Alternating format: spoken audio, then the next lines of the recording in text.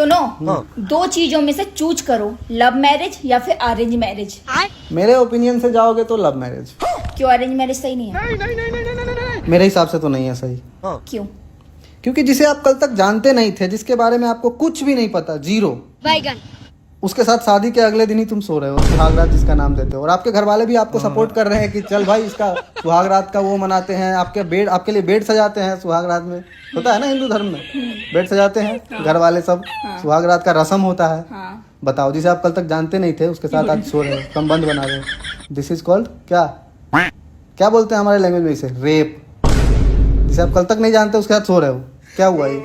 हाँ, ये गलत तो है। हाँ, इसीलिए मुझे लव मैरिज पसंद है। और लव मैरिज, प्रेम विवाह आज से नहीं है। अच्छा, तुम मुझे बताओ कौन से भगवान का प्रेम विवाह नहीं हुआ है? चाहे वो राम हो, कृष्णा हो, महादेव ही क्यों ना हो स्वयं, उनका भी प्रेम विवाह ही हुआ है। गूगल कर लो। पर हम लोग तो कहते हैं हिंदू धर्म में अरेंज मैरिज करनी चाहिए, लव मैरिज को लोग अलाउ नहीं करते, हमारा समाज अलाउ नहीं करता। वही तो समाज, जब से ये पैसा रुतबा आया है ना, तब से ये सब समाज बदला है। जब से पैसा आया है मार्केट में, क्योंकि दहेज जो मिलता है अरेंज मैरिज में, लव मैरिज में दहेज नहीं मिलता ना, गाड़ी वाड़ी नहीं मिलता ना। तो अरेंज मैरिज इसलिए बनाई गई थी ताकि दहेज मिल सके। और क्या, इधर से लड़की वाले की तरफ से, जैसे लड़का वाले की तरफ से डिमांड हो, उधर से वो डिमांड हो। सबसे ज्यादा दहेज ही चलता है अरेंज मैरिज में। लव मैरिज में सुना है तुमने कभी दहेज मिला हो? मुश्किल से ही मिलता है 1-2%। हाँ, नहीं मिलता।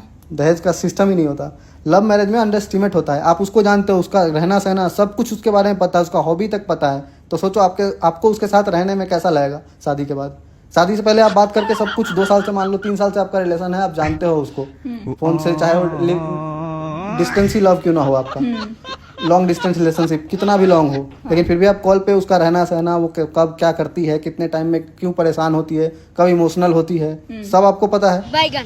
और तब उसके साथ आप शादी के बाद रह रहे हो, हम संतोष पागल नहीं, तो अंडर एस्टिमेट हो जाता है ना। आपके फैमिली में वो एडजस्ट भी कर पाती है, लेकिन एक नई लड़की आएगी, उसके फैमिली में उसको कैसे एडजस्ट कराया है आपको तो कुछ पता ही नहीं है अरेंज में। अब आपके घर में वो वही रहन सहन करे, आपको तो गलत लगेगा कि इतने टाइम में तो हम यहाँ नहीं बैठते हैं, इतने टाइम में हम घर के बाहर मिलते हैं, इतने टाइम में हम छत पे जाते हैं। वो यही है, अभी तक पूजा नहीं की उसने, अभी तक ये खाना नहीं बनाई, अभी तक वो नहीं करी, होता है ना। पर तुम्हारे घर में तो तुम्हारे पापा ने एक लड़की पसंद की है, 20 लाख रुपए दहेज ले रहे हैं, तुम उसमें क्या कहना चाहते हो? तो ये तो दहेज प्रथा हमारा खानदानी चलते आ रहा है, तो अब उसमें हम मना थोड़ा ना कर सकते हैं। 20 लाख भी तो मिल रहा है। तो तुम अपने मम्मी पापा की बात मान लोगे, यहाँ पर अरेंज मैरिज करोगे? कौन बेटा होगा जो मम्मी पापा का बात नहीं मानेगा? जो नहीं मानेगा वो बेटा ही नहीं होगा। तो अभी जो आपने इतना लंबा भाषण दिया लव मैरिज पे कि लव मैरिज भगवान करते हैं, सब लोगों ने किया है, और ये जो अरेंज मैरिज है वो हम लोगों ने बनाई है, तो अब तुम्हारा सब गायब, तुम अरेंज मैरिज करोगे? 20 लाख नहीं होगा।